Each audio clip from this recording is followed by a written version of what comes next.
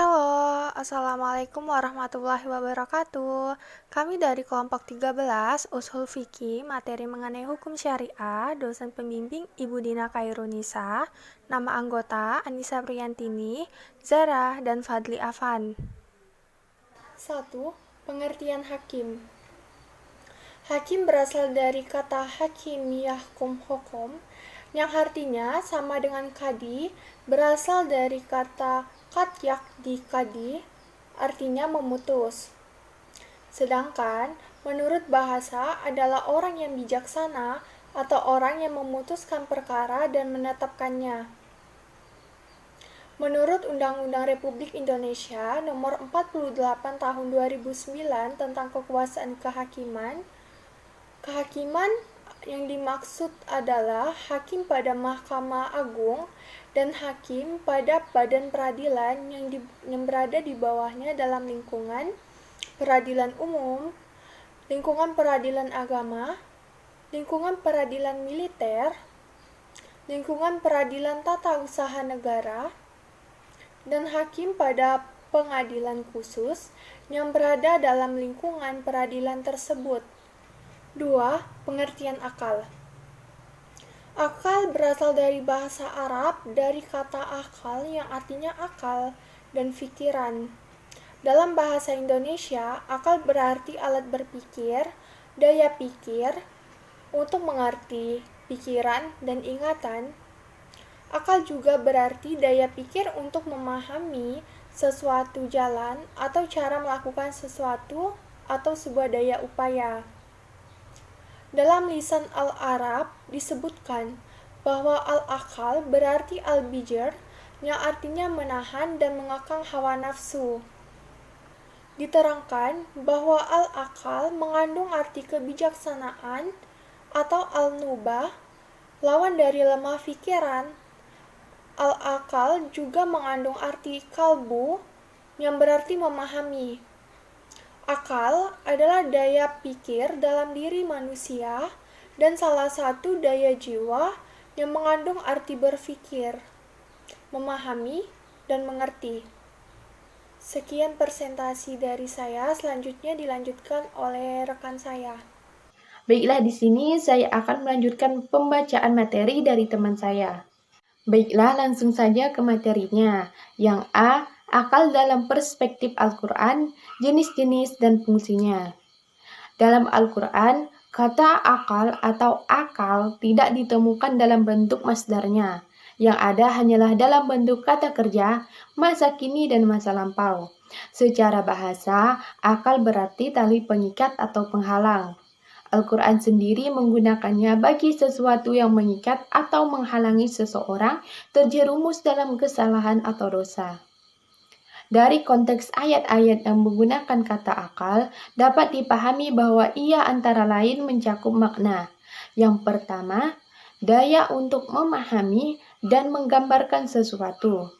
Sebagaimana dalam firman Allah Subhanahu wa taala yang artinya, demikian itulah perumpamaan-perumpamaan yang kami berikan kepada manusia, tetapi tidak ada yang memahaminya, kecuali orang-orang yang alim atau berpengetahuan. Quran Surah Al-Ankabut ayat 43. Daya yang dimiliki manusia dalam hal ini berbeda-beda. Hal ini diisyaratkan Al-Quran antara lain dalam ayat-ayat yang berbicara tentang kejadian langit dan bumi, silih bergantinya malam dan siang, dan lain-lain. Kemudian yang kedua, bermakna dorongan moral. Sebagaimana firman Allah Subhanahu wa taala yang artinya, dan janganlah kamu mendekati perbuatan-perbuatan keji, baik yang nampak atau tersembunyi, dan jangan kamu membunuh jiwa yang diharamkan Allah kecuali dengan sebab yang benar. Demikian itu diwasiatkan Tuhan kepadamu, semoga kamu memiliki dorongan moral untuk meninggalkannya. Quran Surah Al-An'am ayat 151. Kemudian yang ketiga, daya untuk mengambil pelajaran dan kesimpulan serta hikmah. Untuk maksud ini biasanya digunakan kata rusyid. Daya ini menggabungkan kedua daya di atas sehingga ia mengandung daya memahami, daya menganalisis, dan daya menyimpulkan. Kata al-akal dalam Al-Quran juga bermakna intelijen. Dalam penggunaannya, kata al-akal mengandung pengertian kemampuan berpikir atau menggabungkan nalar. Kata ini telah terserap ke dalam bahasa Indonesia yaitu kata akal. Dalam perkembangannya, orang yang memiliki kemampuan berpikir dan nalar sangat tinggi, serta menguasai suatu pengetahuan tertentu secara sistematis, lazim disebut pakar. Kemudian kita masuk ke materi yang ketiga, yaitu pengertian hukum Islam atau syariah. Hukum Islam yang ditegaskan dalam ayat Al-Quran dan hadis mutawatir, yang lafaznya tidak mengandung penafsiran atau pentakwilan. Makna syariah adalah jalan ke sumber mata air dahulu diharap orang mempergunakan kata syariah untuk sebutan jalan setapak menuju ke sumber mata air yang diperlukan manusia untuk minum dan membersihkan diri. Baiklah, karena materi telah selesai saya sampaikan dan selanjutnya akan dilanjutkan oleh teman saya. Baiklah, di sini saya akan melanjutkan materi yang telah disampaikan oleh teman saya, yaitu penerapan hukum syariah yang kontroversial. Hukum syariah berperan penting sebagai penegak keyakinan dan isu kekerasan dalam hukum syariah hanya dibesar-besarkan oleh para anti-Islam. Syariah adalah kata Arab yang secara harfiah berarti jalan yang harus diikuti. Secara syariah berasal dari dua sumber, Al-Quran, kumpulan firman langsung dari Tuhan, dan sunnah, rangkuman norma yang dilakukan Nabi Muhammad. Syariah kemudian ditetapkan juga sebagai fikih atau hukum dalam Islam. Fikih adalah buatan manusia sehingga aturannya dapat diubah. Sedangkan syariah, komponen keyakinan dalam hukum syariah memerintahkan umat Islam untuk percaya kepada Tuhan, malaikat, nabi, wahyu-wahyu yang turun dan ajaran mempertebal iman lainnya. Di dalam hukum syariah mengatur muslim untuk menghindari sifat bohong atau sombong, serta mengajari untuk rendah hati dan berbuat kebaikan.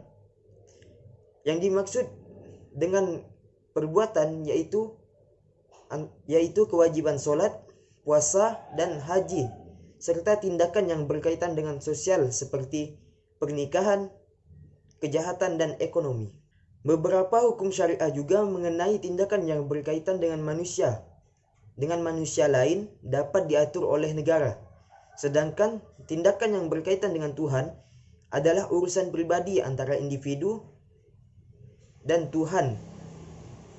Namun beberapa negara mayoritas muslim juga telah menjatuhkan hukuman terhadap kasus pelanggaran yang berkaitan dengan Tuhan. Beberapa ulama Islam berpendapat bahwa keyakinan Islam seharusnya tidak dapat dipaksakan oleh sebuah negara, dan oleh karena itu kepercayaan syariah hanya harus datang dari individu dan hukumnya pun tidak boleh diubah oleh negara. Namun banyak dari hukuman ini dilakukan di luar konteks, dibatalkan atau hampir mustahil bukti untuk dilakukan. Untuk seseorang yang dihukum dalam perzinahan, yaitu harus memiliki 4 orang saksi atas tindakan yang dapat dipercaya. Lalu Al-Quran juga menyuruh untuk mengamputasi tangan pencuri, tetapi tidak boleh dilakukan jika si pencuri telah bertaubat. Lalu para ulama yang berpihak pada hukum syariah mengatakan bahwa seperti sistem hukuman syariah hanya dapat diterapkan dalam masyarakat yang berpendidikan dan bermoral tinggi untuk menghindari penyiksaan dan mencegah mengulangi kejahatan. Dalam masyarakat seperti itu, hukuman fisik akan jarang dilakukan karena pemikiran yang sudah modern. Banyak yang mengatakan hukuman fisik telah digunakan oleh kelompok-kelompok Islam militan di tempat-tempat seperti Afghanistan, Somalia, dan Suriah, dan pemerintahan di Iran, Arab Saudi, negara Aceh, di Indonesia, dan di tempat lain. B. Penerapan hukum Islam di Indonesia. Penerapan hukum Islam di Indonesia dalam negara bukan individu dapat dimaknai dalam konteks tahapan atau disebut tadarruj. Namun demikian, pemahaman mengenai gagasan penerapan hukum Islam secara bertahap itu telah mengerucut pada makna perjuangan untuk menerapkan syariat Islam secara bertahap. Yang dimaksud secara bertahap di sini yaitu diterapkan dulu secara formal yang telah disepakati. Jika yang tidak disepakati dapat diperjuangkan secara substansial dan atau esensial. Tadarus juga telah dijadikan sebagai metode perjuangan melalui berbagai pendekatan yang relevan hingga substansi hukum Islam dapat berjalan dengan baik sesuai dengan konteks yang ada. Bukti hukum Islam yang sudah diakomodir di Indonesia yaitu adanya undang-undang seperti Undang-Undang Peradilan Agama, Undang-Undang Perbankan Syariah, Undang-Undang Wakaf, Undang-Undang Zakat, Undang-Undang Haji, dan Undang-Undang Peransuransian. Baiklah, hanya itu yang dapat saya sampaikan. Kurang dan lebihnya saya mohon maaf. Wabillahi taufiq wal hidayah. Wassalamualaikum warahmatullahi wabarakatuh.